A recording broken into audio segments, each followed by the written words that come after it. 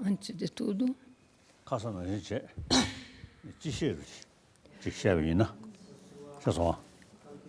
como é ontem, eu vou fazer uma introdução geral, como eu fiz ontem.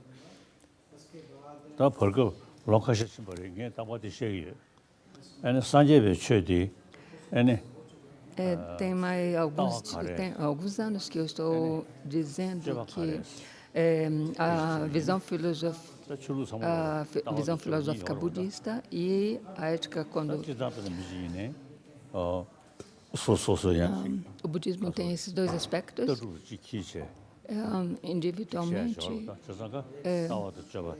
Individualmente, nós mantemos uma visão filosófica.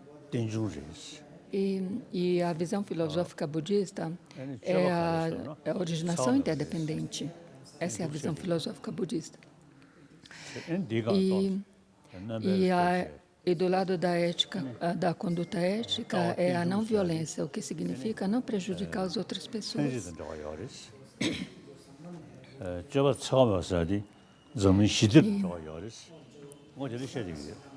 E o primeiro, a originação interdependente, é relacionada com a ciência, e a conduta ética, a não violência, é relacionada com a paz mental e, consequentemente, a paz do mundo.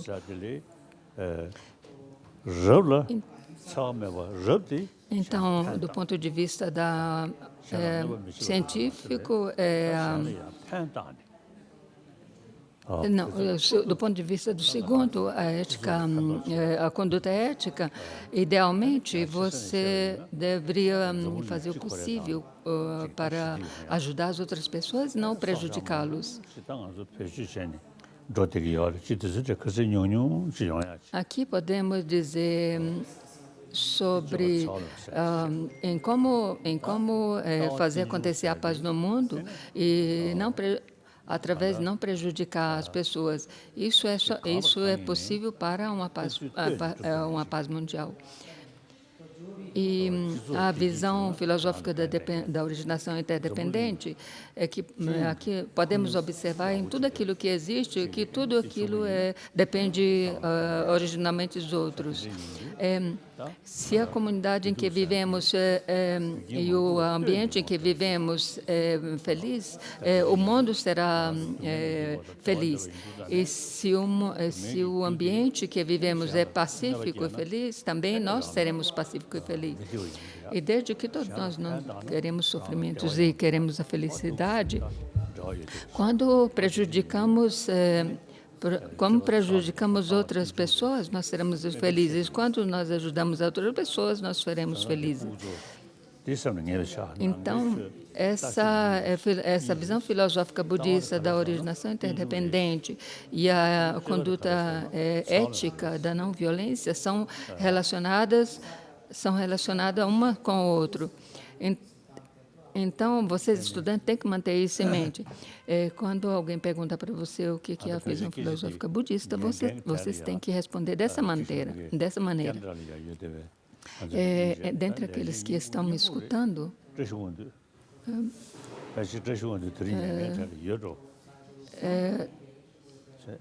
eu acho que a pessoa que é mais antiga do governo tibetano é Tashi Wandu. E quando eu estava falando sobre isso, Tashi Wandu manteve isso em mente. E uma vez, como nós estávamos na Suíça,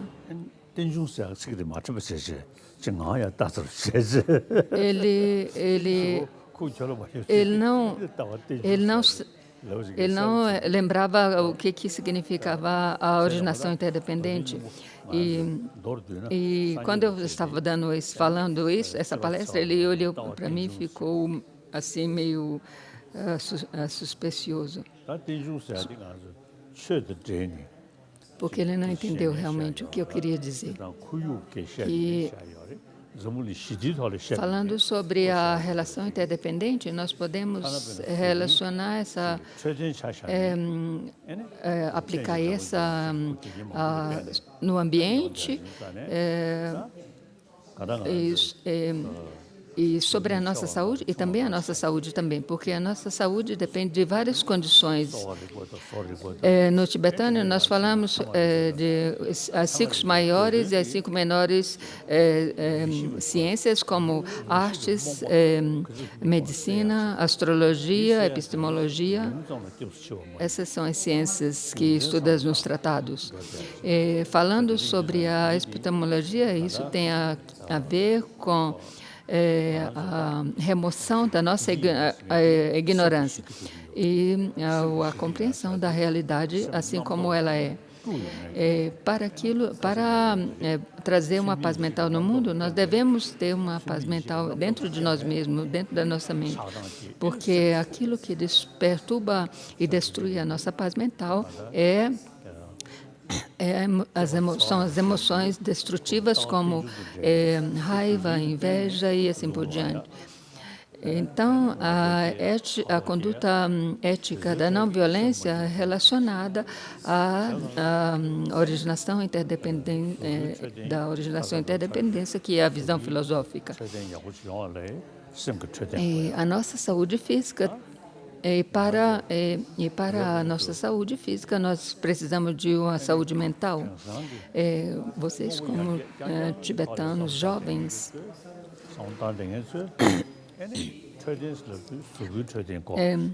para aqueles que só pensam no desenvolvimento material e pensam somente na saúde física, é claro que é uma coisa muito boa e as coisas, os equipamentos nos hospitais são bem muito benéfico para a saúde física, mas ninguém fala da saúde mental e nós devemos começar a pensar sobre isso. Isso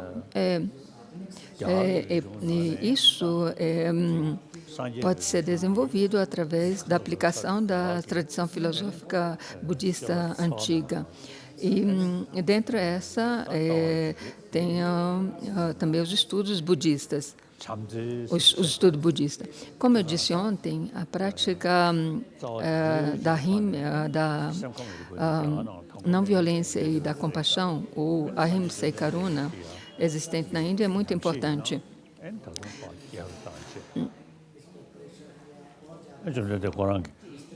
E dentro do estudo filosófico budista, tem aquele da compreensão das emoções mentais. E isso já existia desde o tempo de Buda. E quando o Buda se tornou iluminado, ele disse que, havendo encontrado o Dharma semelhante ao néctar, profundo e pacífico, livre de elaborações mentais, luminoso e não composto, a quem eu ensinar não será capaz de compreendê-lo. Então, é melhor permanecer em silêncio na floresta. Então,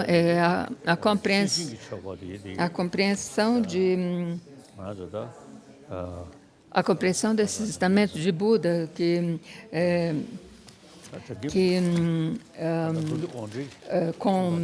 como eu disse ontem, profundo e pacífico, referência à verdadeira sensação, que foi o foco do primeiro giro da roda do Dharma, que é livre de elaborações, alude ao que ele ensinou no segundo giro da roda do Dharma,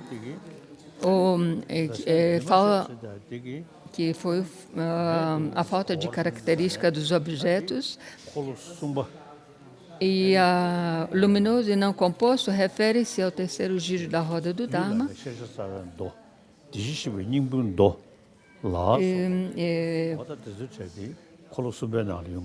Particularmente aqueles do Sutra do Tathagata Garbha,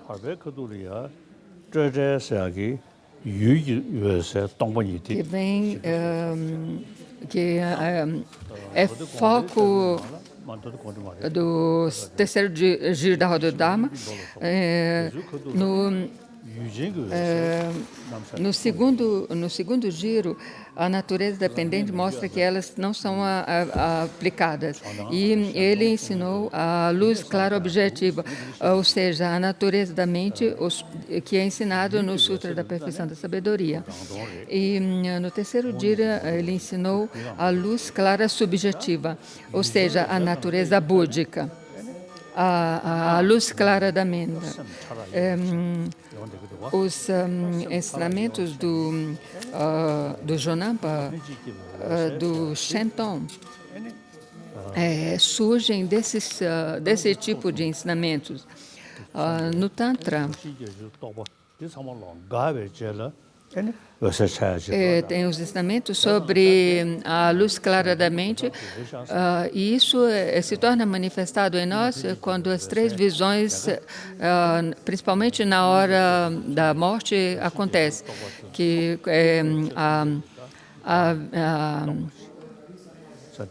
a luz clara, a difusão da vermelha, a luz preta perto da realização, onde as outras concepções mentais desaparecem, e essas três visões, vermelha, branca e preta, desaparecem. E com essas desaparecem as outras concepções mentais. Isso significa o Shenton. A nível último, essa luz clara da mente inata é a base de todas as aparências no universo. Na terminologia Josei, do Joshen, se fala Shi em Shinan, a base e a expressão da base, a manifestação da base. Essas diferentes aparências, incluindo a aparência vermelha, a aparência branca e a aparência preta, são dissolvidas, e na expressão da base, todas essas aparências se dissolvem na base, que é a base primordial. Quando nós dissolvemos as outras concepções, o que acontece depois é que na hora da morte, as aflições mentais aparecem por causa que nós desenvolvemos durante a vida, desenvolvemos uma visão errônea. A natureza búdica, Esbhavavika Kaya, a natureza búdica, quando a pessoa alcança o corpo de Esbhavavika Kaya, o corpo da sabedoria, e juntamente o corpo de forma também surge, e todos esses corpos surgem em base à energia sutil da mente.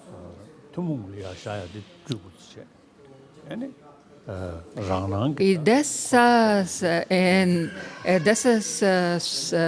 energias sutil do Rupakaya surge o Sambhogakaya, e depois surge o Nirmanakaya. Então, esses dois, Nirmanakaya e Sambhogakaya, o corpo de fluição, o corpo de manifestação, são todos eles corpos do Buda, que a função desses dois corpos de fluição, o corpo de fluição e o corpo de Rupakaya, é para beneficiar os seres sencientes. E o Dharmakaya e o Esbhavavika-kaya é beneficial para a própria pessoa alcançar a iluminação.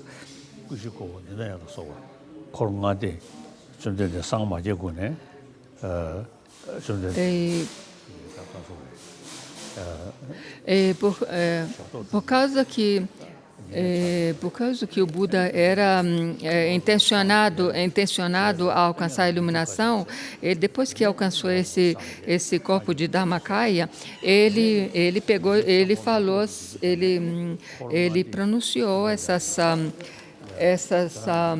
esse verso. Esse verso que ele falou, havendo encontrado esse netra e assim por diante.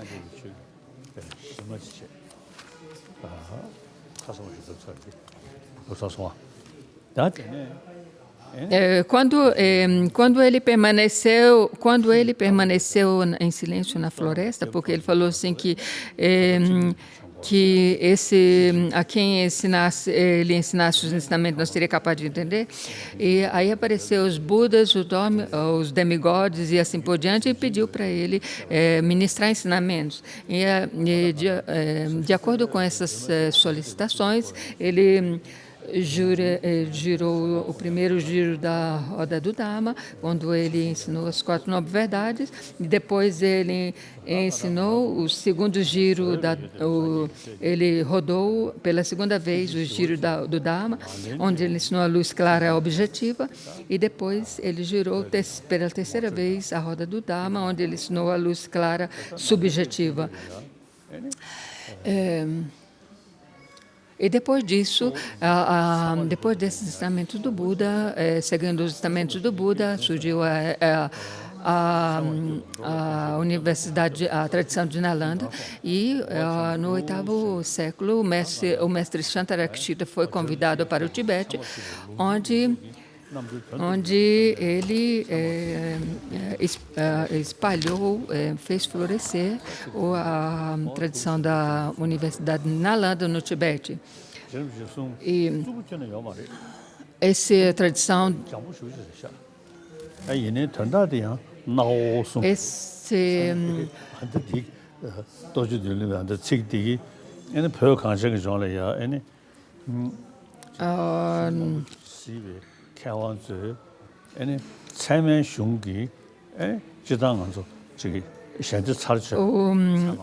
o texto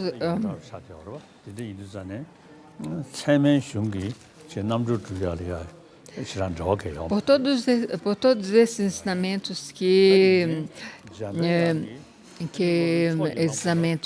o Buda ministrou, Lama Tsongkhapa disse que, depois de haver analisado, ele disse que os ensinamentos do Buda são incontroversíveis. No Tibete tem a crença que todos esses textos de lógica e epistemologias não é relevante para alcançar a iluminação, alcançar a budeidade, mas Dignaga, que foi profetizado por Manjushri, ele disse que ele deveria continuar com esses ensinamentos escritos sobre a epistemologia, porque esses ensinamentos seria futuramente útil para que os seres sencientes abrissem os olhos para compreender a verdade. Esse texto de Dignaga é de Pranama Samuchaya.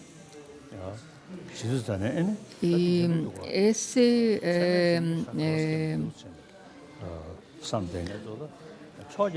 mas, por outro lado, as pessoas no Tibete dizem que esses ensinamentos epistemológicos não é útil, mas, por outro lado, eles também dizem que esses textos de Prana Samuchaya seria benéfico futuramente para os seres compreenderem a verdade, a vaziedade ou a verdade.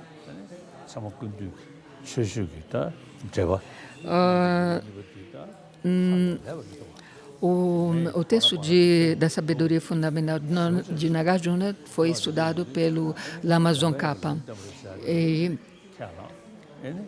E algumas vezes eu também leio esse texto da sabedoria fundamental de Nagarjuna, e tem uma contradição que tem essa contradição que tem essa contradição que, por um lado, eles dizem que esse texto não é útil, e, por outro lado, esse texto não era de Dignaga, era o texto de Nagarjuna, que seria benéfico para abrir os olhos das pessoas no futuro, para compreender a vaidade.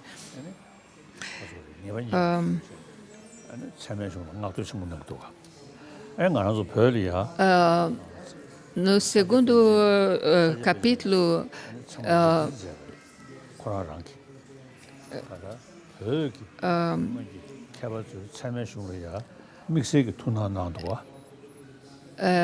o verso de saudação, nesse texto de sabedoria fundamental é explicado em ordem inversa e ordem reversa. E isso que mostra que esses textos epistemológicos foram escritos para que os seres alcançassem a iluminação. Na tradição, no Tibete, nós estudamos esses textos de epistemologia, e existem vários textos sobre a epistemologia. Inclusive, o Tesouro de Epistemologia, escrito por mestre Sakya Pandita. E, pela tradição do debate,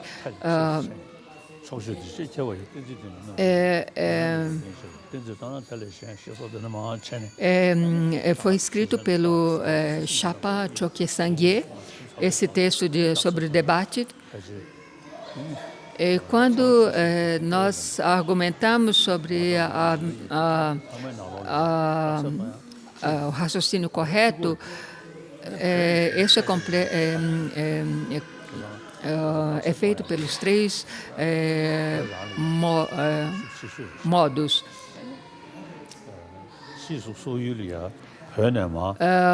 Essa parte do debate era prevalente no Tibete.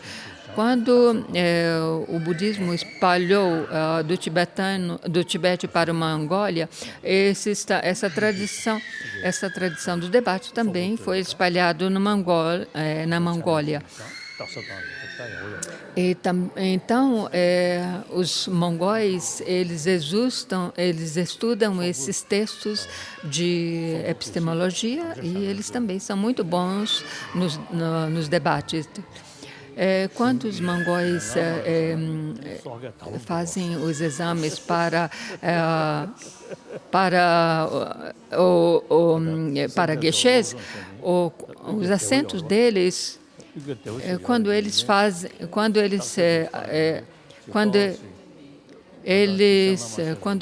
acham muito difícil responder as perguntas durante o debate, os assentos dos mongóis se tornam muito mais fortes. Então, aí os tibetanos não entendem o que os mongóis não entendem, os geshes tibetanos não entendem o que os geshes mongóis estão dizendo. Então, os geshes tibetanos, eles falavam que eles não poderiam responder, mas eles entendiam o que a resposta queriam dizer, qual era a resposta exata.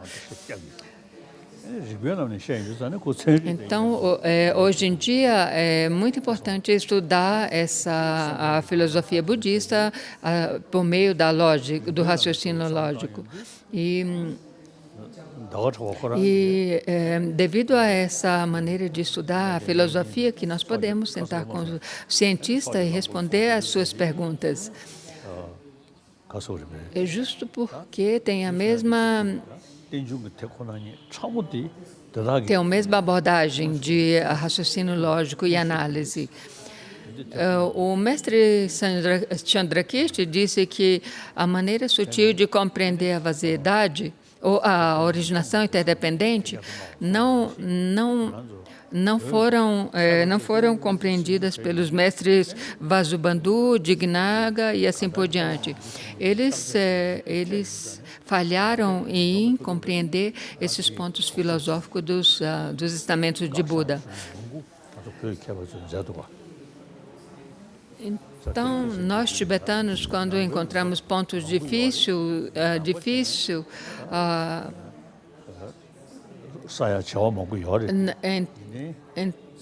nós fazemos muitas perguntas, e por isso que foram escritos, tem muitos livros escritos com muitas perguntas.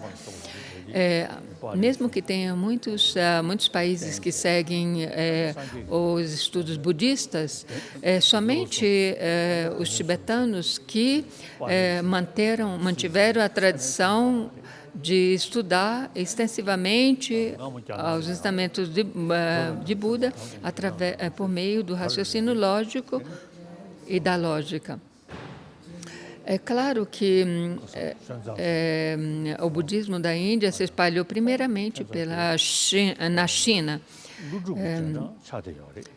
antes que chegasse ao Tibete. E o mestre chinês Chanzan era um seguidor do mestre Nagarjuna. Eu fiquei sabendo, quando eu estive no sul da Índia, eu fiquei sabendo que tem um rio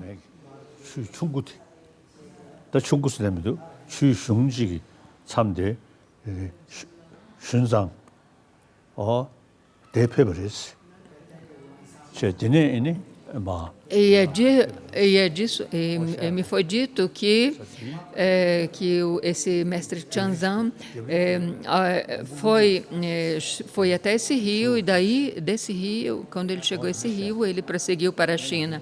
E perto desse rio tem uma montanha, perto desse rio, à margem desse rio tem uma montanha, e alguém me disse que Nagarjuna viveu nessa montanha. E eu fui até essa montanha.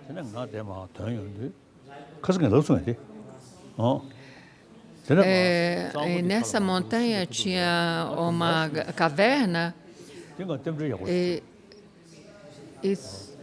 e no topo dessa caverna tinha uma forma de uma cobra.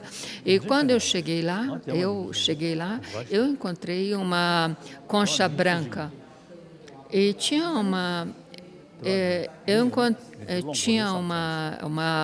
um muro, e nesse muro tinha uma concha, mas não tinha ninguém ao redor dessa caverna, porque se tivesse tivesse alguém nela, que teria perguntado quem colocou essa concha aí. Então eu peguei essa concha. Então, esse mestre chinês Chanzan ele foi até essa montanha para encontrar Nagarjuna. E ele era discípulo de Nagarjuna. Nós temos o texto de Sabedoria Fundamental, foi traduzido em chinês, e os chineses deveriam estudar esse texto. Mas não tem o texto de Pranama Samuccaya de Dignaga e um outro texto. Mas no tibetano nós temos a tradução de todos esses textos. E nós temos a tradução de estudar esses textos profundamente.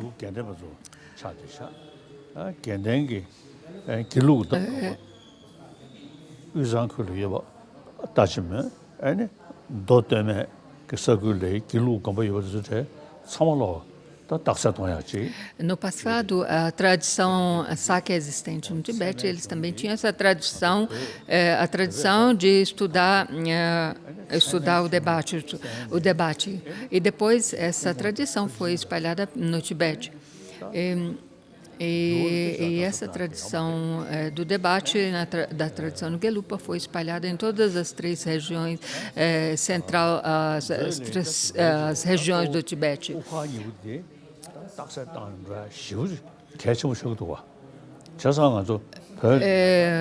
A tradição do Vinaya, a tradição do Abhidharma existia no Tibete, mas não tinha muito a tradição do debate dentro dessas tradições do Vinaya e do Abhidharma. Mesmo que elas existissem no Tibete.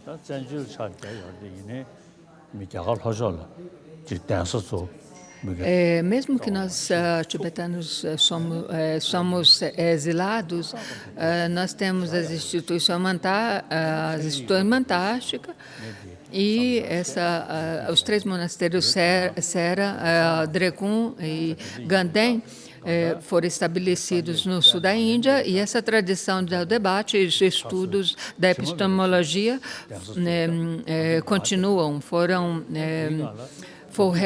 revividas. E eu também falei para eles que eles devem incluir o estudo da ciência no currículo deles, a parte dos estudos de lógica e epistemologia.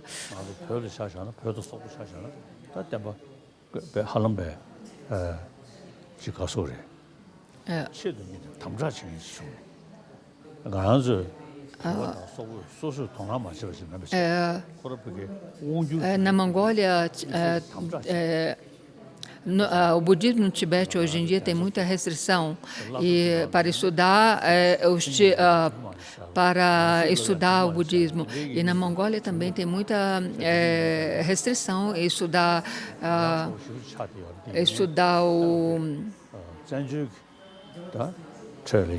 o budismo dos textos autoritários. Mas nós, a comunidade exilada, nós mantemos, revivemos a tradição de estudar o budismo por meio da lógica e epistemologia. E também eu digo que as tradições malaianas e outros países também podem estudar, pode fazer parte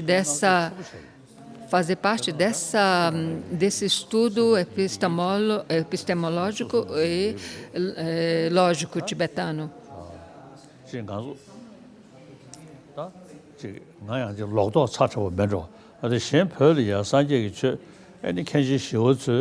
Eu também aconselhei que todos esses monastérios nas regiões malaianas, eles também têm que introduzir esse sistema de estudo. O mestre Shantarakshita espalhou os estudos do budismo no Tibete, e que é uma combinação do pramana, da lógica e do caminho do meio no Tibete. Mas naquele tempo os tibetanos parece que no passado parece que tiveram mais interesse em estudar o Tantra, e eles vieram na Índia para aprender somente os ensinamentos tântricos.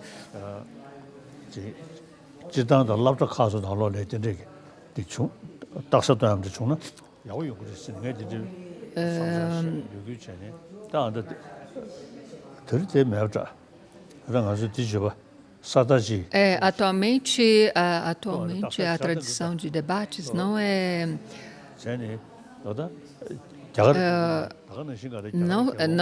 Atualmente a tradição de estudos de debates também é introduzida nas escolas e no Ladakh tem um garoto da tradição Sikh que é muito bom no debate. Então essas crianças que estão aprendendo o debate é a semente futura para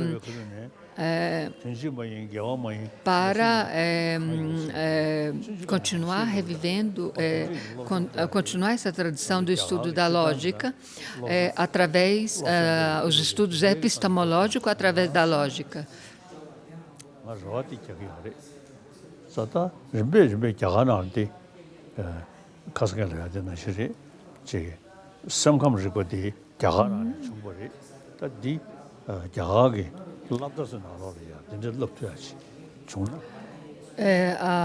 O estudo psicológico que nós estudamos na literatura budista provém da Índia, e se nós pudéssemos levar isso ao currículo escolar moderno, seria uma coisa grandiosa, seria muito útil. Como eu menciono sempre, o Mahatma Gandhi ele espalhou a tradição da não violência pelo mundo afora, e igualmente nós pudéssemos espalhar pelo mundo afora o estudo das emoções e mente, seria muito útil. De uma maneira brincalhona, eu sempre digo aos indianos que no passado os indianos eram no guru e nós éramos seus estudantes. Hoje em dia, nós tibetanos somos os estudantes e vocês indianos e vocês tibetanos se tornaram estudantes, porque vocês negligenciaram a sua própria tradição. Então, vocês têm que reaprender com nós a sua própria cultura, a sua própria tradição.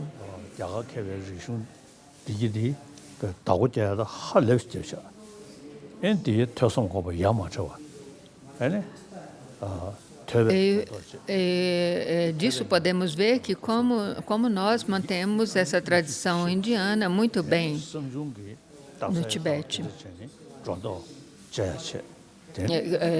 Mantemos através do processo de aprender, de escutar, refletir e meditar, nós preservamos muito bem essa tradição. E através desse processo,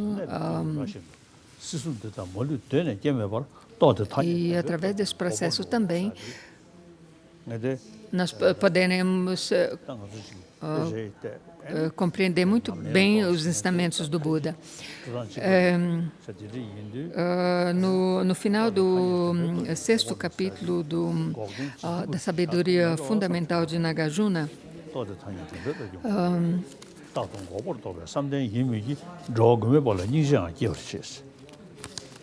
o mestre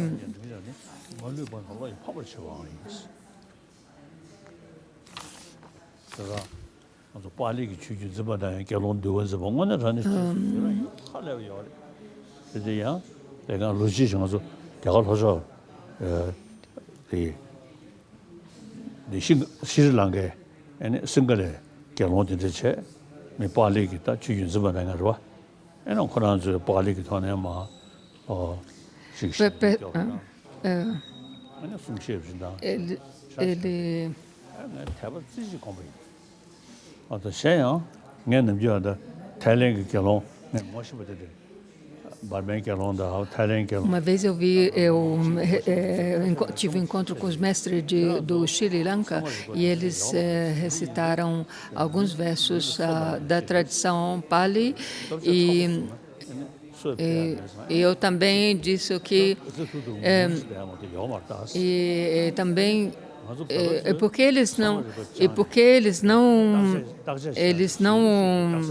eles não usam raciocínio lógico, não estudam profundamente os ensinamentos de Buda, então, quando vocês encontram os pontos difíceis, vocês não sabem responder. E nós sabemos,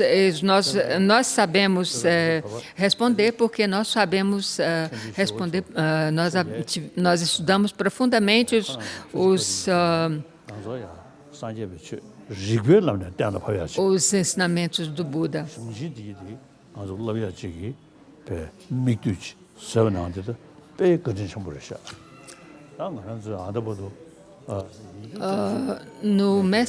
O mestre Chandrakirti sempre disse que nós devemos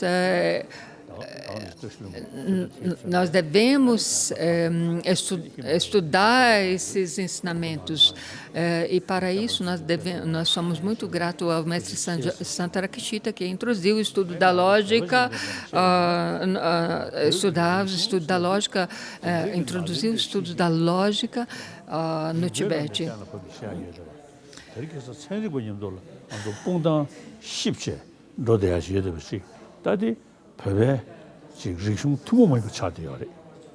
Eu quero agradecer às pessoas, às instituições monásticas das regiões himalaianas, por manter a tradição de estudar e debater.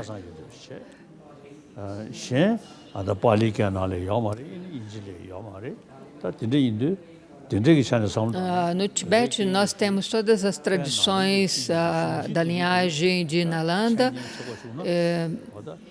para estudar. Nós temos as tradições para estudar. Então, a língua tibetana hoje em dia se tornou muito indispensável para estudar todos esses textos das escolas de Nalanda.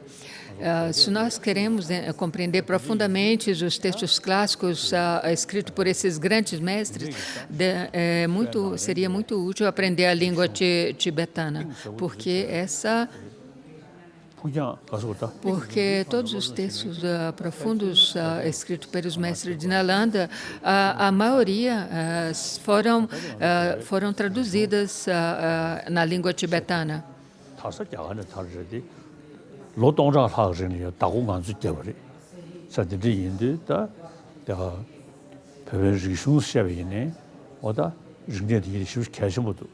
Ele está repetindo a mesma coisa.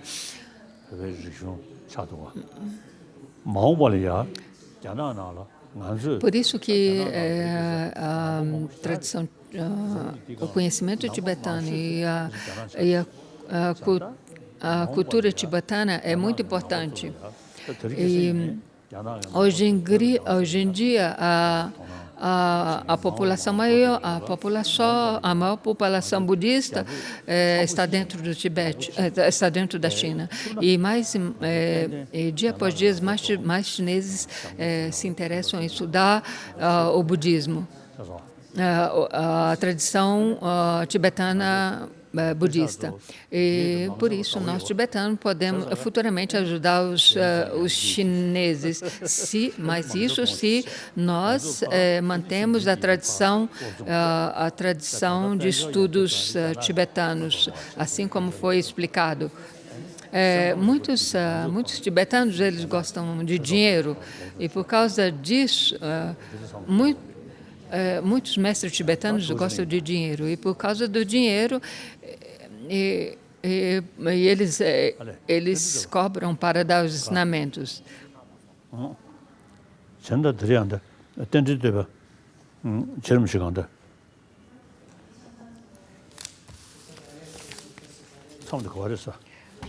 Sobre o texto da originação interdependente, nós estamos no verso.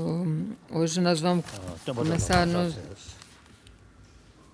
no verso 9, e ele vai explicar esse texto de acordo com um outro texto.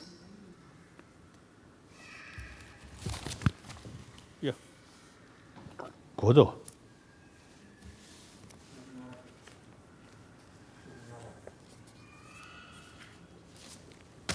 어디 에모 또 에모죠 에모 뭐서 에모 거 던지듯이 르슨 또 받아라 다 잤어요.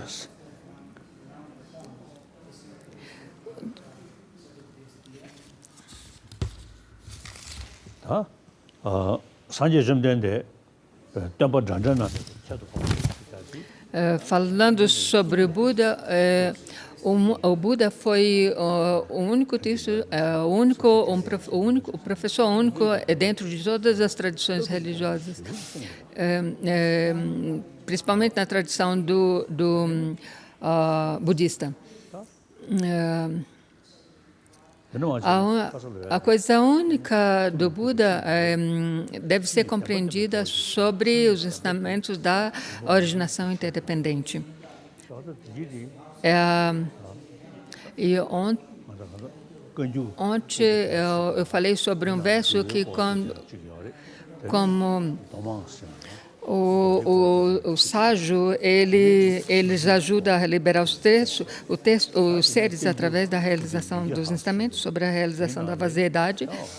E nós temos o Kangyu, onde temos o Sutra, nós temos a coleção de Kangyu, do Tengyu, onde que é a tradição. Não, o Kangyu,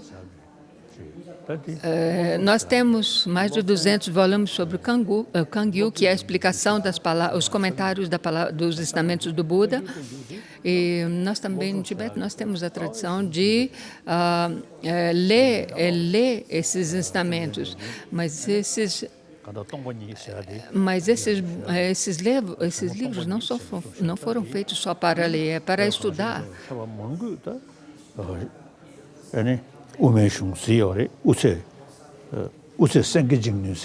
Sobre o Madhyamika, o caminho do meio,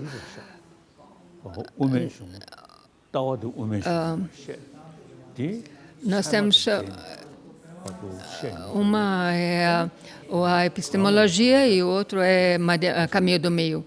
A visão filosófica que nós seguimos é a visão da escola caminho do meio.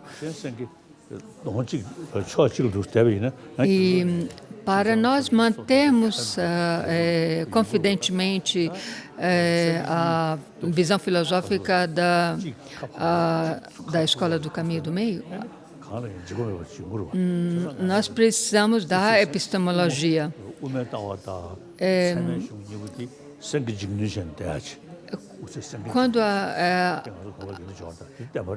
Se nós mantemos a epistemologia que vai de uma direção e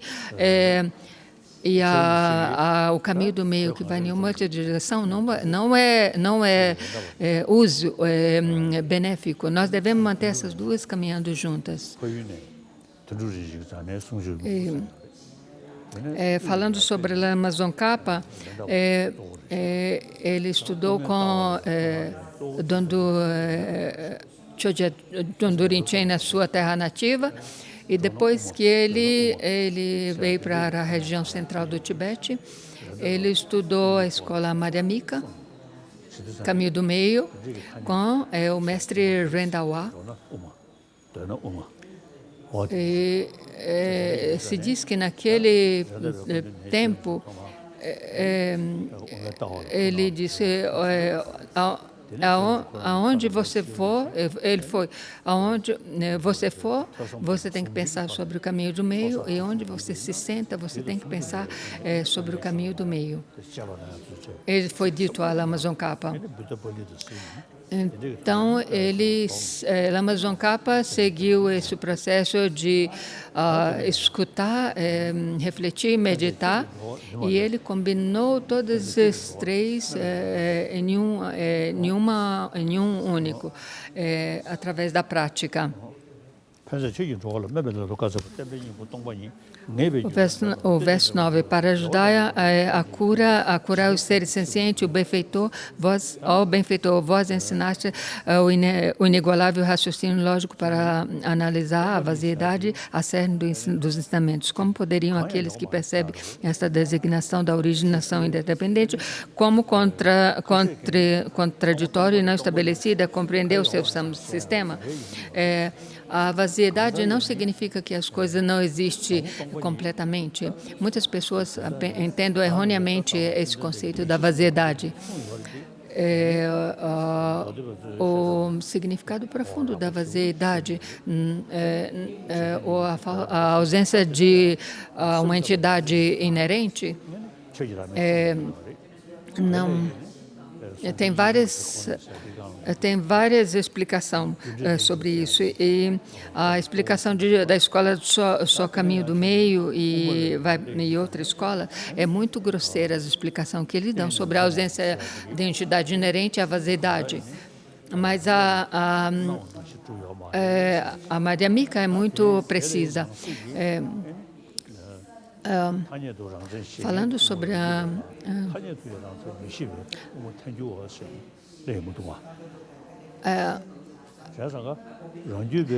tem a compreensão da originação interdependente em como as coisas são originadas, mas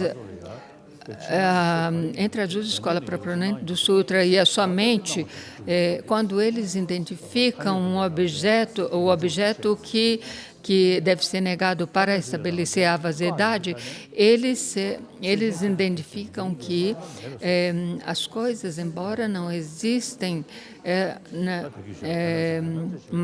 elas não existem elas são vazias de existência inerente, mas somente pelo fato que elas existem, pelo fato que elas são imputadas, que elas têm uma aparência, existe uma maneira, algo que ainda mantém a sua existência, que faz com que elas existem por elas mesmas.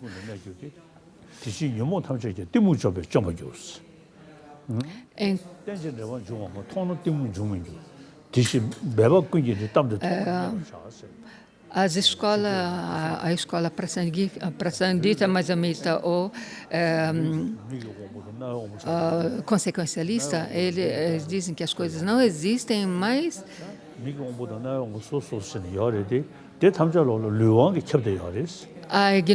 eles dizem que a ignorância da realidade, como a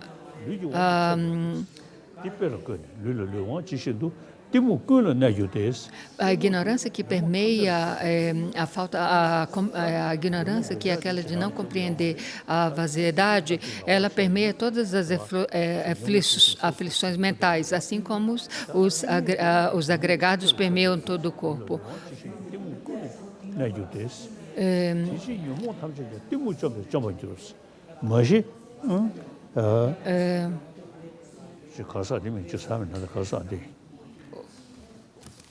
O mestre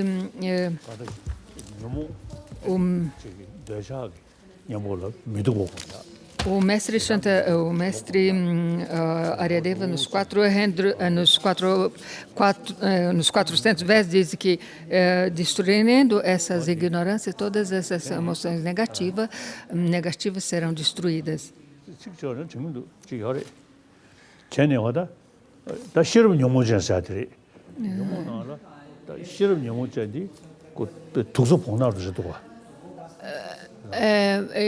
Tem vários métodos que são usados, por exemplo, aquela de meditação sobre o corpo morto é aplicado para diminuir o nosso apego à aparência corpórea.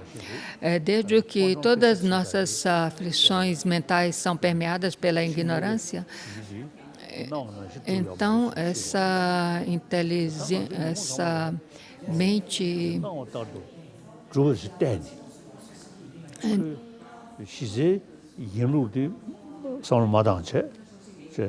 Então, a inteligência aflita, ela é eliminada através da compreensão da natureza interdependente. Quando as emoções negativas surgem em nós, se nós, por exemplo, sentindo a raiva, a coisa para a qual nós sentimos raivas, elas parecem que elas existem por elas mesmas. Assim também as coisas bonitas. Quando nós vemos uma coisa bonita, elas parecem que têm uma existência própria. Mas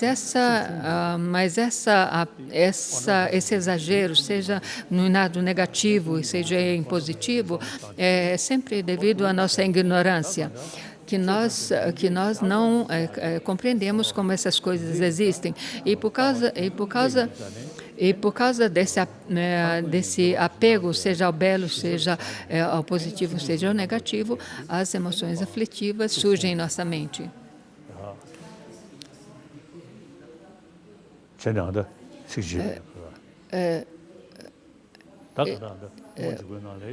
E por causa que, devido a esse apego, a incompreensão da verdadeira natureza de existir desses fenômenos, surge a visão errônea.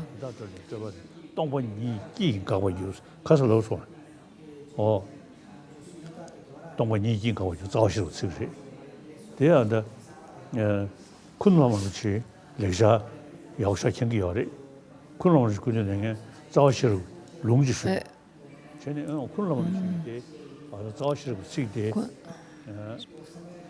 내가 너무 세베터 내가 너무 남돌래 내가 저번에 동번이 기 가고 있었어 No texto de Entrando no Caminho do Meia, por causa que nós nos identificamos,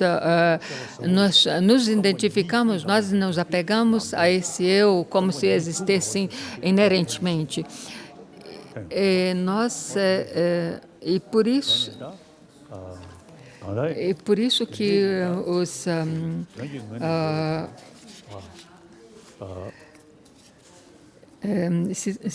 se coisas tais como a forma material e sensação fosse produzir a partir de causas e condições ou com características inerentes, como suas próprias essências e as naturezas, então, quando o yogi vê os fenômenos como vazios de natureza intrínseca e percebe que todos os fenômenos carecem da natureza intrínseca, a realização da vasidade pelo yogi,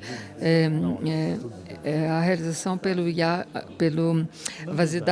da vasidade pelo yogi ocorreria por meio de uma rejeição de sua natureza intrínseca, que foi realmente produzida pela visão, pela aparência da forma.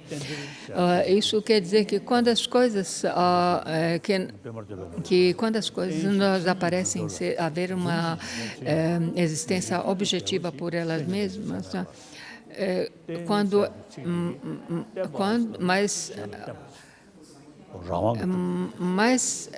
mas essas coisas não existem. Mas a ignorância básica,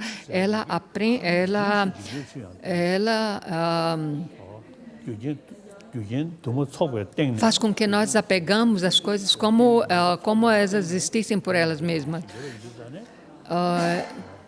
Teve um mestre Shoni Lama que ele disse que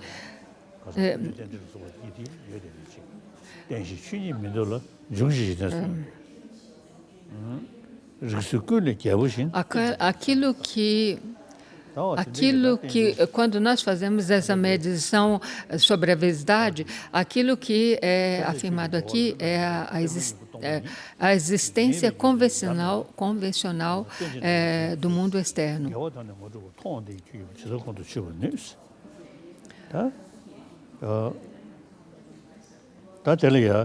Então, a realização da vasidade não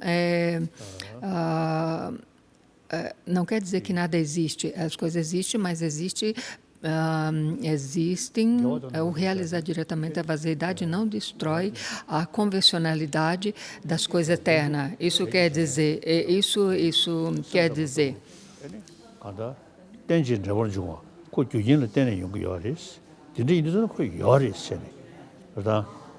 Isso era a explicação do verso número 10 também. E como poderiam aqueles que percebem essa designação da origem interdependente, como contraditório ou não estabelecida, compreender o seu sistema? Esse trecho... isso quer dizer que teve as escolas e seus oponentes que acham que é impossível, que a vaziedade pode assumir diferentes formas de ausência. Isso é uma seção referida às escolas hindu do Shaivismo e Vaiseshika, que compartilham a crença de que os fenômenos não surgem de causas e condições. Seus proponentes acham impossível que a vaziedade possa assumir diferentes formas de aparência. E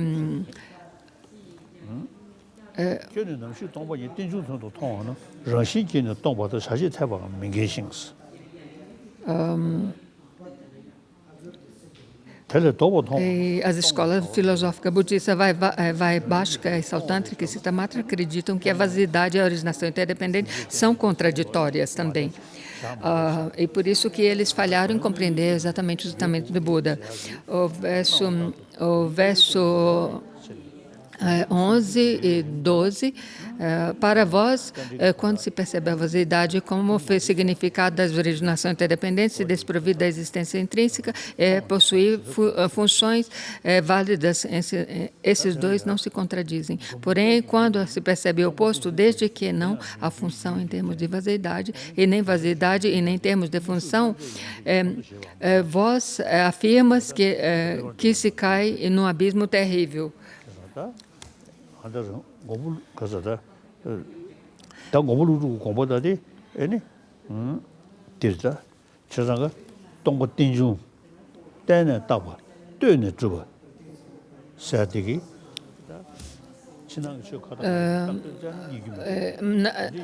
Nagarjuna, ele afirma que as coisas originam independentemente, mas porque quando nós fazemos uma investigação, análise profunda, nada pode ser encontrado. E isso mostra que as coisas são meramente designadas. E por isso que a originação é usada para provar que as coisas não têm uma existência por si própria, por elas mesmas. É justo porque as coisas surgem em independência de algo, outros. E por isso que é dito que as coisas não têm uma entidade ou existência intrínseca.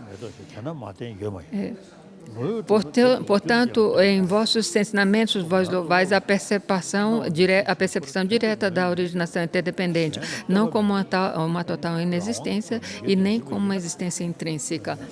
Se as coisas havessem uma existência independente por eles mesmos, autônomo, então a dependência não seria aplicada.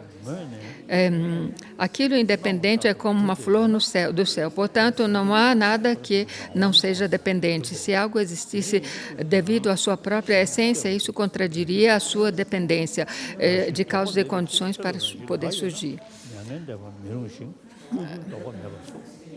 Vós ensinaste, visto que não existem fenômenos que não seja originado em independência. Não existe nenhum fenômeno que não seja vazio de existência intrínseca. Vós ensinastes uma vez que a natureza intrínseca não pode ser negada. Se os fenômenos possuem alguma natureza intrínseca, o nirvana se tornaria impossível e as elaborações não poderiam cessar.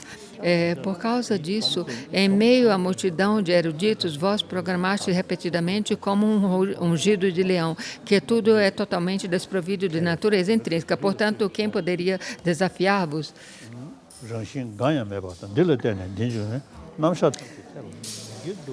Verso 18, não existe nenhuma natureza intrínseca e isso surge em dependência daquilo outro. Então, que a necessidade é em que dizer que esses dois se convergem sem conflitos?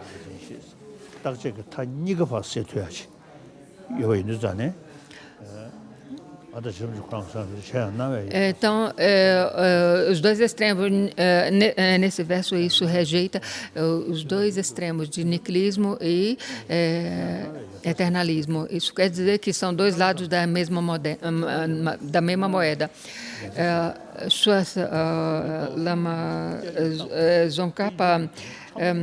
Lama Tsongkhapa disse que quando as aparências são infalíveis, a originação interdependente, a vasidade é livre de afirmações. Até quando essas duas compreensões forem vistas como dualidade, você ainda não realizou a motivação do Buda.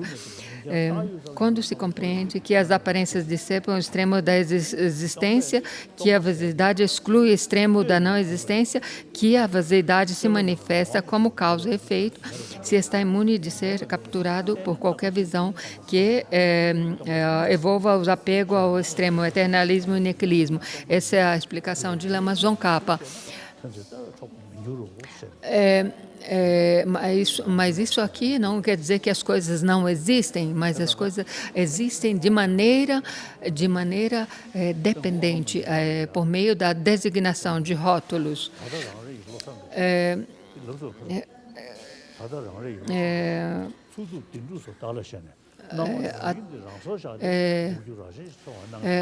Hoje em dia, teve um lama que disse hoje em dia existem alguns estudantes, alguns estudos que dizem que o objeto da negação aparece como alguma coisa sólida, mas ainda assim eles falam sobre a vaziedade, mas ainda mantém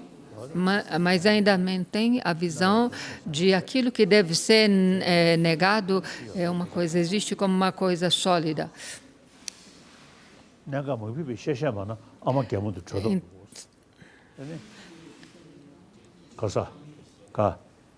Então,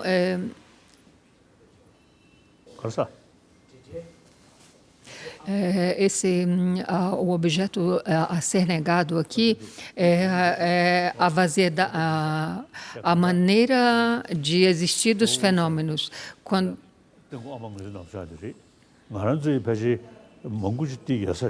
Então, essa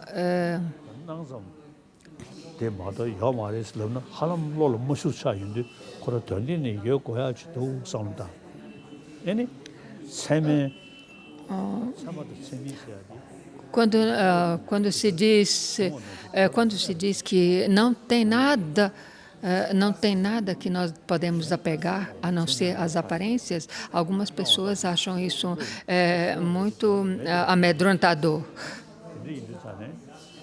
porque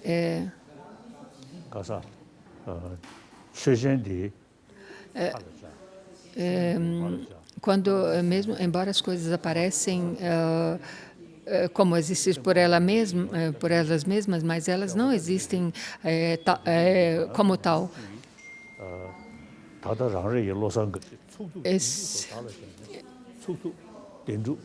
Esse Geshe Jampa Dorje, ele diz que a vaziedade é a mãe e aquele objeto a ser negado é como se fosse o pai.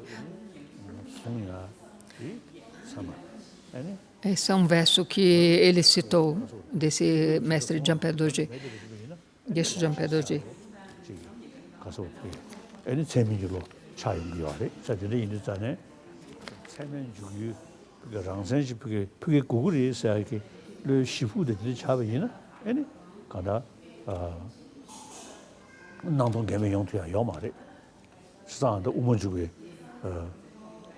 Ele está repetindo sempre o que os estudantes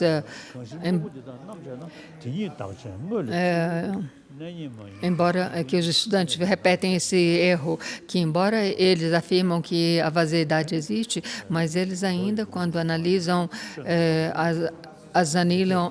analisam um objeto, eles dizem que existe algo inerentemente existente. Isso mostra a falha em ter compreendido completamente a vaziedade. Então, no final da análise para compreender a vaziedade, a conclusão que devemos chegar é aquela que as coisas são meramente designadas ou existem como aparências, não por elas mesmas. Essa é a conclusão que devemos chegar.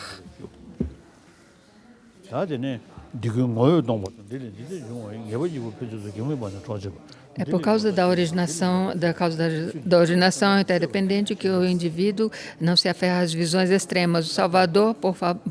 O Salvador, por haver declarado isto de forma excelente, vós sois um orador insuperável. Tudo isso é desprovido de essência, e disso surge aquele efeito. Essas duas certezas que se completam sem nenhuma contradição. O que poderia ser mais incrível do que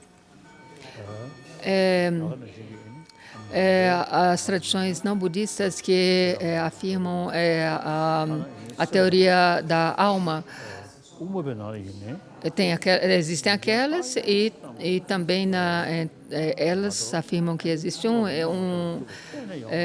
uma alma, e as escolas budistas também, entre as escolas budistas, entre a escola somente, a escola propriamente do Sutta, eles também afirmam que existe algo que mantém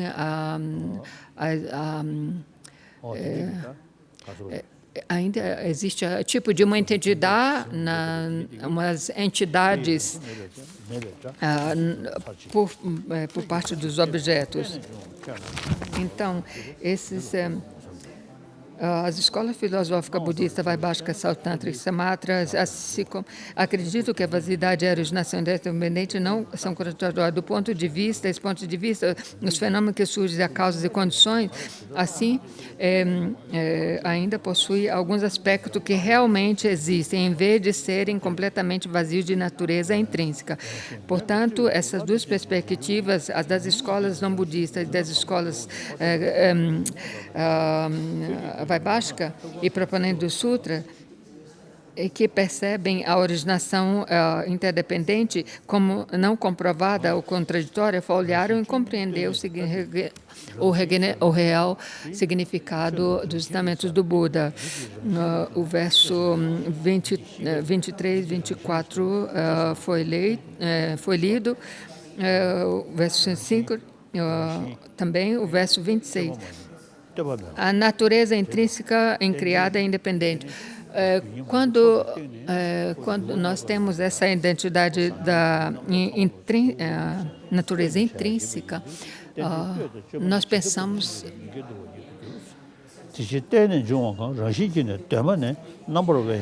quando as coisas boas e ruins têm que ser postulada em base a algo, então se percebe que, erroneamente se percebe que as coisas têm uma natureza intrínseca.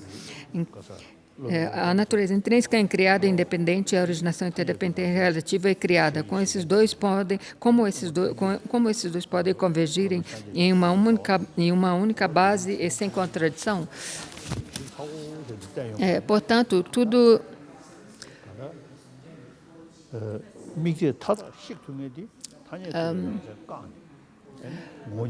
quando nós vemos a diferença da visão filosófica de Bhavaviveka e assim por diante, mas a tradição que tem os métodos para destruir as aflições mensais em nossa mente é a última tradução do caminho do meio. Portanto, tudo aquilo que surge de forma dependente, embora primordialmente livre de existência intrínseca, aparece como se possuísse uma existência intrínseca. Por essa razão, vós ensinaste que tudo isso é ilusório. O Buda ensinou que todas as coisas são meramente designadas, e ele ensinou vastamente que as coisas dependem de causas e condições. Por meio desse mesmo raciocínio que se pode compreender a afirmação daquilo que vós ensinaste. Consequentemente, os oponentes que vos desafiam não conseguem encontrar falhas na lógica explicada por vós. Por que não? Porque, ao afirmar isto, a possibilidade da designação a respeito de objetos vistos não vistos torna-se extremamente remota. Eze já leu o verso 30, e Geshe Lobsang Drakpa agradece por esses maravilhosos ensinamentos que recebemos de Sua Santidade. E a primeira pergunta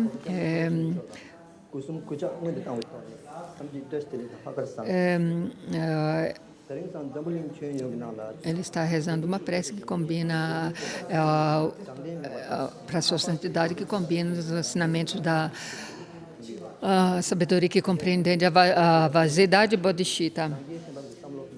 E o nome dele é Sharabkila, é formado em cultura e ciência. Sua Santidade, hoje em dia existe uma competição saudável onde a vitória para si mesmo e a derrota para os outros é normal. O que nós devemos, como nós devemos entender isso? Claramente, quando nós temos competição, sem a sensação de desejar a vitória para si mesmo e a derrota para os outros, se nós empenhamos em uma competição com uma intenção de beneficiar, com uma intenção de beneficiar os outros, isso é bom. Mas sem essa intenção,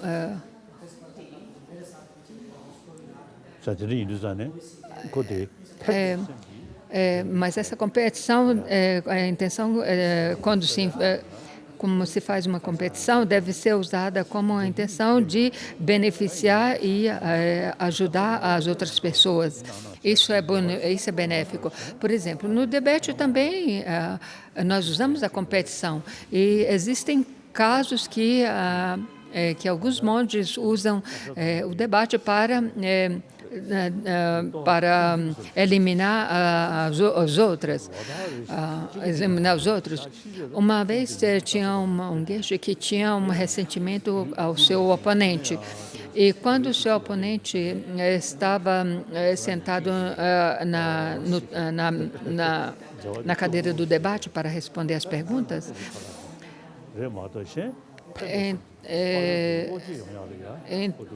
como os dois progrediam e entraram no colégio tântrico, mas eles ainda eles mantinham a distância entre um com o outro. Então, tinha esse ressentimento entre eles dois. E isso não é uma coisa positiva. Então, nós devemos fazer a competição com o intento de ajudar as outras pessoas, mas não com o intento de obter a vitória para si mesmo e a derrota para os outros. Com uma coisa... a próxima pergunta é de Lamu Kyabla, da TCV, do TCV College do Hostel de Bangalore. Também eles agradecem a Sua Santidade. A pergunta é: quando há pessoas quando você está tentando satisfazer quando você está tentando progredir na vida, e quando e tem pessoas que te puxam para baixo, como se faz para sermos motivados e permanecermos positivos? Quando você pratica o Dharma, você tem que tentar entender a razão pela qual a outra pessoa está tentando te desencorajar ou te puxar para baixo, ou passar a perna em você.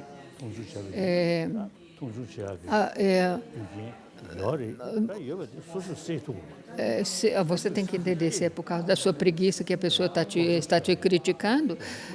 Então, nesse caso, tem maneira pela qual você pode eliminar a sua preguiça. Preguiça.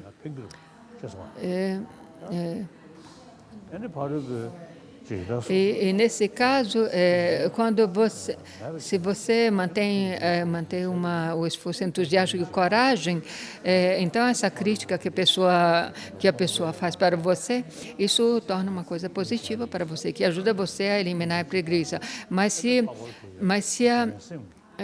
a pessoa que te faz a crítica ou te tenta de passar a perna não tem motivo,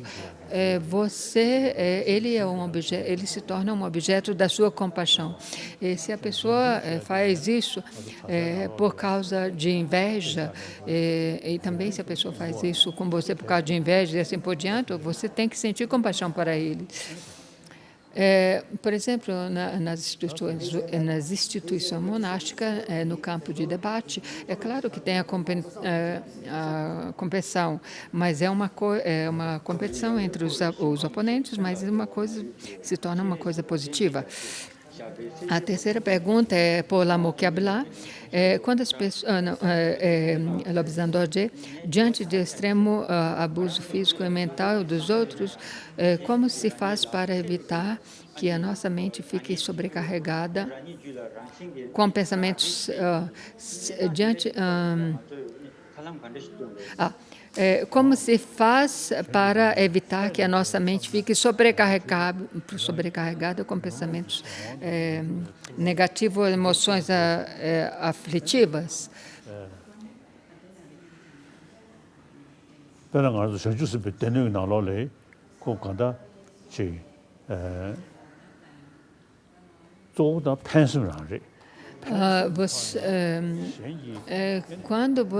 Quando se pratica a bodhicitta, você se pensa em ajudar as outras pessoas. Quando as pessoas sem motivo, sem uma razão óbvia, tenta te obstruir, abusar fisicamente, cometem abuso físico e verbal para com você, você tem que enfrentar esse desafio de uma maneira positiva, tentar. Tem um médico no caminho do Bodhisattva. Se o Bodhisattva não tenta eliminar os abusos sofridos pelos outros com os meios hábeis, então se o Bodhisattva não faz isso, isso vai contra os votos dos Bodhisattva. Por exemplo, os chineses estão colocando muitas restrições a estudar a língua tibetana dentro do Tibete e praticar a religião budista dentro do Tibete. Então,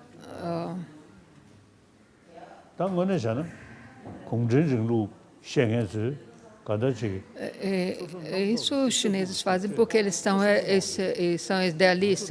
realísticos e realistas, e eles acham que são práticos. Mas como budistas,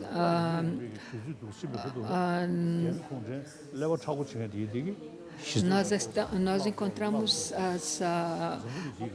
a verdade devido a fatos óbvios. Enquanto, com o passar do tempo, essa linha dura do chinês perde chão. E a democracia é uma coisa que todos apreciam. E na China não tem... na China, dentro dessa linha dura do comunismo, as pessoas os criticam. Então, nós devemos usar os meios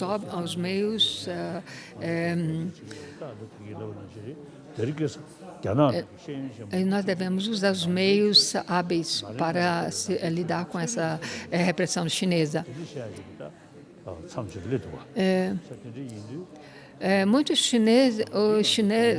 Hoje em dia, muitos chineses dizem que, estudantes chineses dizem que a tradição budista vinda da tradição Nalanda, a tradição de Nalanda, estudada no Tibete, é científica, motivo pelo qual nós devemos usar esses raciocínios para lidar com essa atitude chinesa.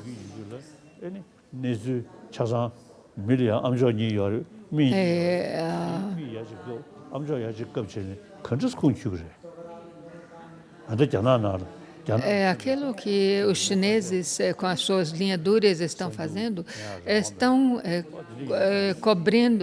cobrindo um olho e um ouvido, e só ouvindo como meio cego e meio surdo. Então, desde que nós usamos os dois olhos, dois ouvidos, nós temos que ouvir o que é correto e com o ouvido e o olho seguir o que é correto e com o outro eliminar o que é errado. Então, mas os chineses, com uma única linha, como eles podem provar que estão corretos? Se eles não têm abertura para ouvir o outro lado.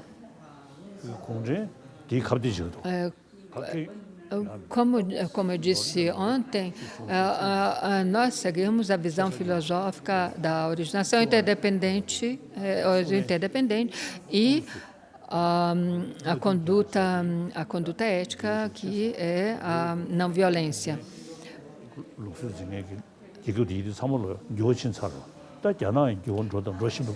Nós devemos entender que, assim como a União Soviética mudou gradualmente, a China também está sofrendo mudanças.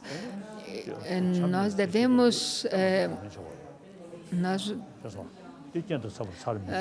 devemos manter a força interna e tentar opor as coisas erradas que foram feitas, que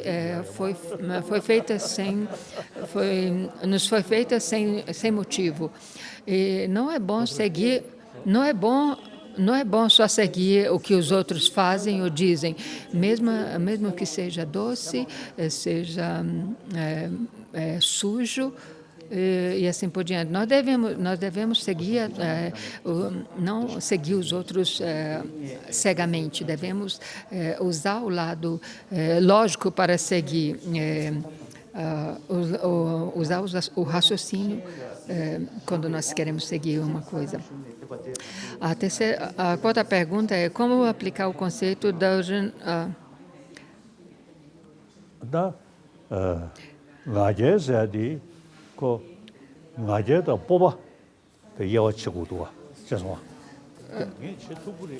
como nós podemos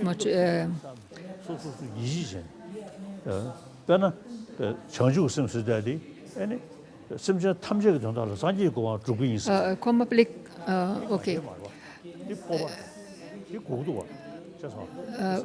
É claro que nós devemos manter a arrogância e orgulho em estudar um tema. Assim como os Bodhisattvas disse, por exemplo, como os Bodhisattvas disse que enquanto o espaço existir, enquanto os seres sencientes permanecerem, até então posso eu também permanecer para dissipar o sofrimento dos seres transmigadores. Isso mostra a coragem que os Bodhisattvas tinham para fazer essa promessa. Mas é a mesma coisa que nós devemos manter orgulho e manter o orgulho em estudar em aquilo que nós estudamos. É claro que existem pessoas que são melhores de nós, dentro do que nós. Você tem que ver o motivo para manter autoconfiança. Enquanto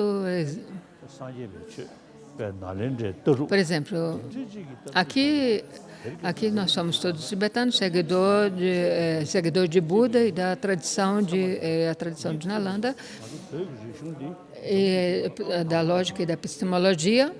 E a respeito disso, nós somos os primeiros em termos falando com respeito à nossa cultura. E como em termos de religião, nós somos tibetanos e somos devotos de Avalokitesvara. Então, tem muitos motivos para que nós permanecemos orgulhosos da nossa cultura e da nossa língua e da nossa filosofia. Então não tem motivo para se manter desencorajados. Entre todos os refugiados no mundo, não tem uns refugiados com as oportunidades como os tibetanos. Como nós tibetanos, por exemplo, nós, mesmo exilados, fomos capazes de manter a cultura tibetana, a tradição tibetana, e não só isso, mas também através disso, podemos ajudar muitas outras pessoas. A pergunta é de Lapadomar. Como devemos definir a felicidade? Ao contribuir para a felicidade dos outros, como isso traz a própria felicidade? Como eu expliquei ontem, a felicidade... tem dois tipos de felicidade. Felicidade dentro de nós que tem a ver com a mente e tem a felicidade que tem a ver a felicidade corpórea. Os prazeres corpóreos, o prazer corpóreo. As pessoas, a pessoa no mundo atualmente estão perdidos em satisfazer os prazeres físicos, mas não estão preocupados em trazer a felicidade mental, e por causa disso as pessoas terminam usando drogas e cometendo suicídio. Tem muitas pessoas tem outras pessoas que, mesmo tendo uma religião, eles ainda não conseguem aplicar esses conceitos religiosos para obter a felicidade. Então, a felicidade é a coisa mais importante. Se você é uma pessoa pacífica, você terá muitos amigos, você... Então, porque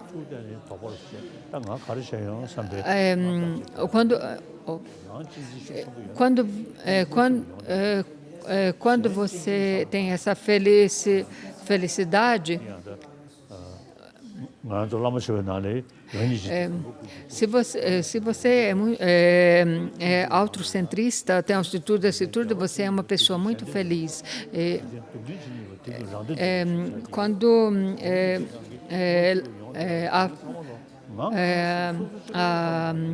Quando que tem um lama que disse que todas as coisas boas que existem no mundo surgem de prezar mais os outros, e todas as felicidades, as felicidades nós, as infelicidades do mundo surgem devido ao autoprezar-se. Então, todos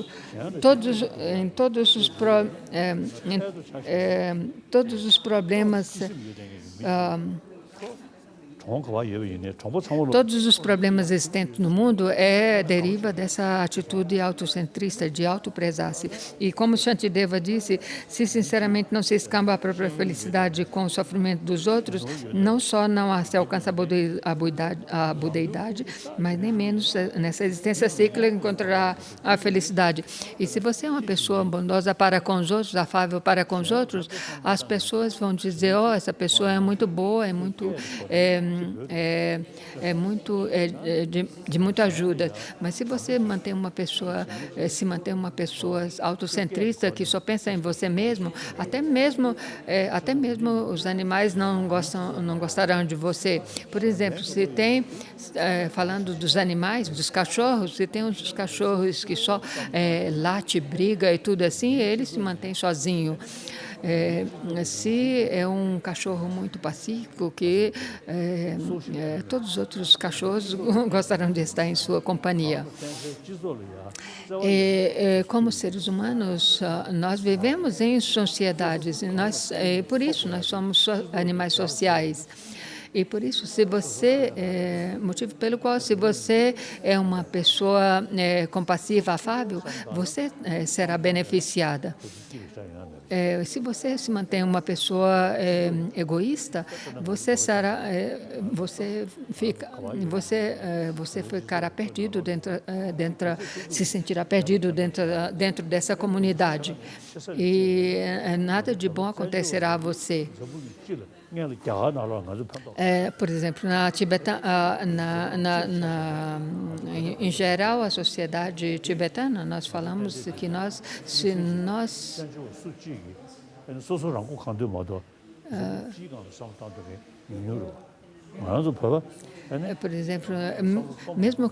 por exemplo, nós tibetanos, mesmo que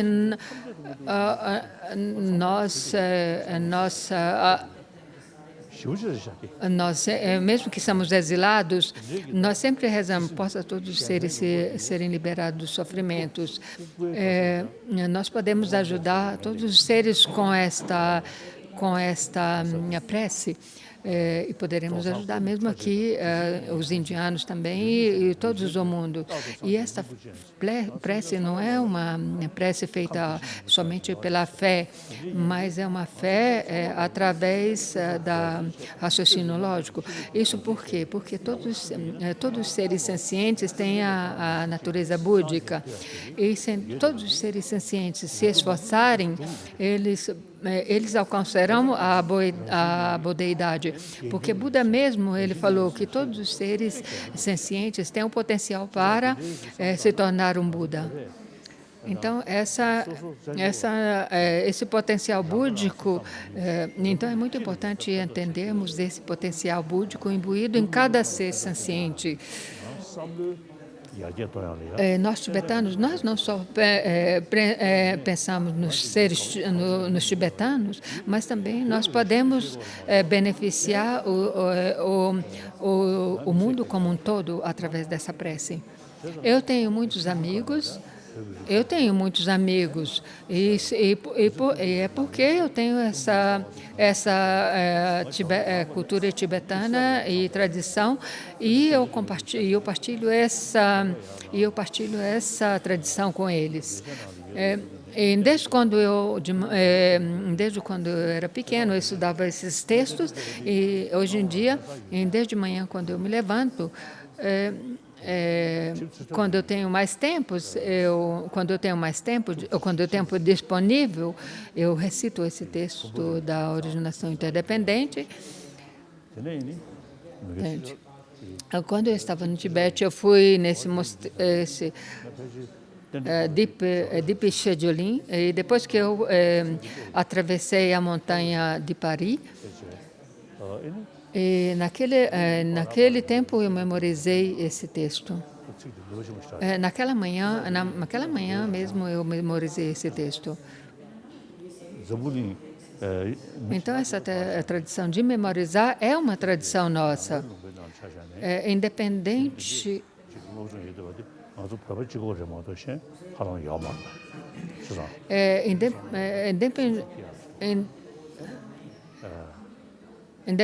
de outros países que não são budistas, mas mesmo entre os países que praticam budismo,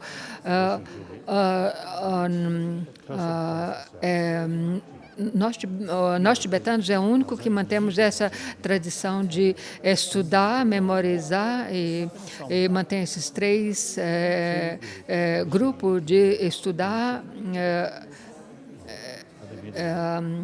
estudar, refletir e meditar. E nós devemos ser orgulhosos disso. E mesmo que você não entenda propriamente tudo aquilo que você lê, você tem que se esforçar e também escutar os que os cientistas estão dizendo. Geshe, eu tenho um livro que tem onde diz budismo e ciência, e tem um outro budismo e filosofia, que esses são esses livros foram concebidos sob a minha visão. Esses geshes compilaram esses textos. E um desses livros foi traduzido, o primeiro volume dessa série foi traduzido, e um desses chegou até a China. E depois que um professor de uma universidade, depois que leu isso, e depois que ele leu esse livro, ele falou: a tradição tibetana budista pertence à tradição de Nalanda, e a tradição de Nalanda é uma tradição científica.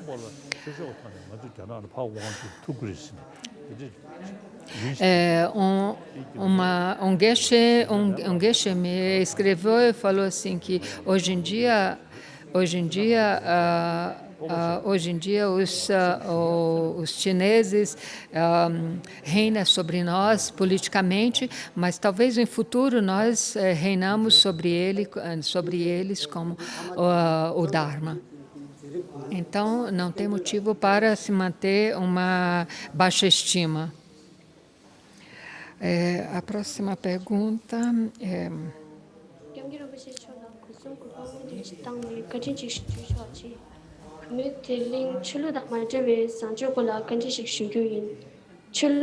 A próxima pergunta é como distinguir entre a ética religiosa e a ética que não é religiosa, ou ética secular. A ética religiosa e a ética secular. Nós falamos de ajudar as outras pessoas e ter um coração afável para com os outros. E isso, para nós podemos usar a ética religiosa, pela qual nós temos fé. Mas quando se pratica quando nós praticamos essas qualidades com a formação religiosa, ela pode ter entendida como ética religiosa. Enquanto para aquilo relacionado a relacionado à tradição religiosa, à tradição tibetana, quando nós falamos, os cientistas dizem que quando você tem um coração afável, isso também ajuda a sua saúde física. E para isso, nisso não estamos falando em termos religiosos, termo religioso.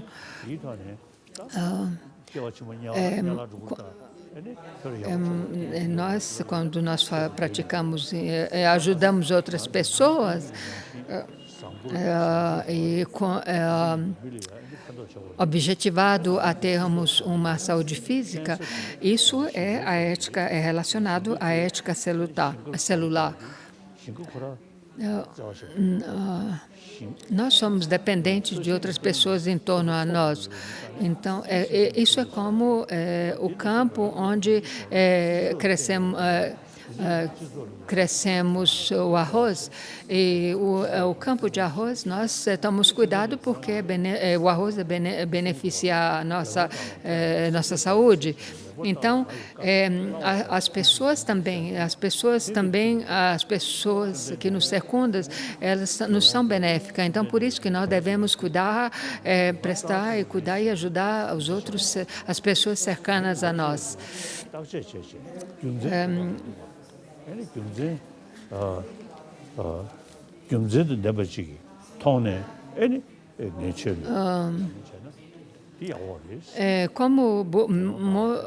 Nós devemos fazer distinções entre esses ensinamentos, entre o que é ética religiosa e o que é ética secular. Assim mesmo como o Buda disse, Buda mesmo pronunciou monges eruditos, assim como os aurivos examinam o ouro, queimando, cortando e raspando, assim vocês também devem examinar minhas palavras, aceitem-as somente depois de investigá-la e não apenas por respeitar. Então, meus seguidores, você tem que aceitar me seguir devido ao que vocês entenderam completamente. Tem algumas religiões que seguem algumas religiões baseadas na fé, e em todas as religiões todas as religiões eles promovem a compaixão e assim por diante, que eles praticam esse mesmo conceito de amor e compaixão. Mas o Buda, quando ele fala de amor compassivo, é devido ao raciocínio lógico.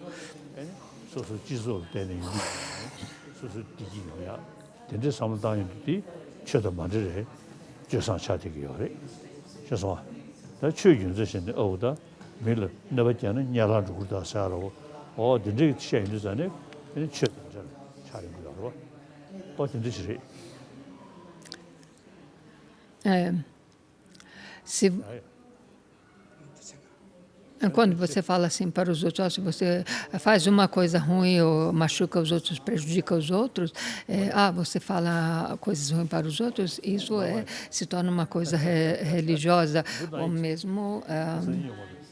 E quando você pratica, ajuda a sua comunidade.